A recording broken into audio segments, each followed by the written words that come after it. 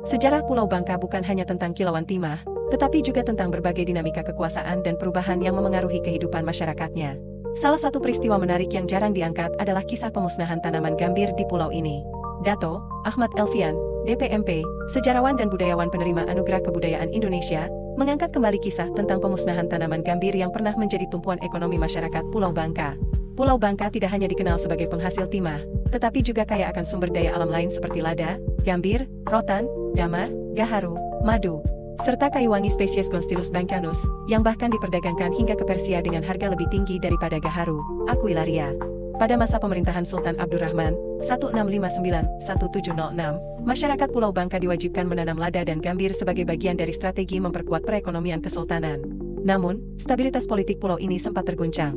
Pada masa Sultan Mahmud Badaruddin I, 1724-1757, kekuasaannya atas Pulau Bangka terancam oleh kakaknya sendiri, Sultan Anom Alimuddin, yang sejak tahun 1722 membangun kekuatan di Kubak, Stockade of Koba.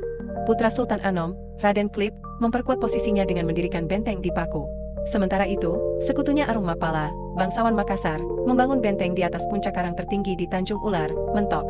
Sejarawan Andaya mencatat bahwa pada saat itu, 2/3 wilayah Pulau Bangka berada di bawah kendali Sultan Anom atau Arung Mapala.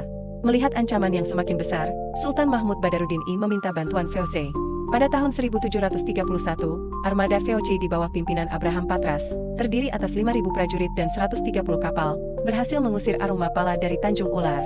Arung Mapala melarikan diri ke Banjarmasin. Pasukan VOC kemudian bergerak melalui darat, menyerang benteng Raden Klip di Paku, memaksanya melarikan diri ke Pulau Madura. Dari sana, pasukan VOC melanjutkan serangan ke pusat kekuatan Sultan Anom di Koba. Sepanjang perjalanan, mereka menghancurkan benteng-benteng pertahanan Sultan Anom.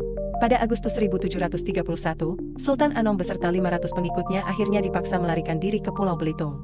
Usaha terakhir Sultan Anom untuk merebut kembali kekuasaan pun berakhir tragis. Pada tahun 1735, saat ia kembali menyerang Palembang, ia berhasil ditangkap dan kemudian dieksekusi.